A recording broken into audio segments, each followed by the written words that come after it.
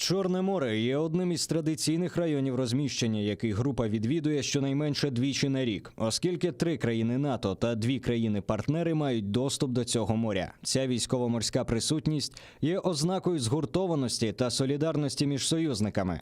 Логічно, що присутність зросла внаслідок кримської кризи в 2014 році, але завжди з максимальною повагою до міжнародних стандартів, які регулюють присутність військових кораблів у цьому дуже чутливому морському регіоні. З нами зараз на прямій зв'язі Ігор Козій, військовий експерт Інституту євроатлантичної співпраці. Вітаю вас, пане Ігоре.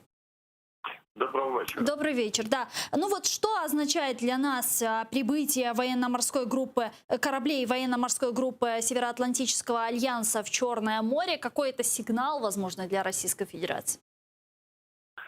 Ну, це однозначно, на мій погляд, виглядає як знак солідарності євроатлантичної спільноти, солідарності з тими діями, що ми робимо для збереження миру в регіоні.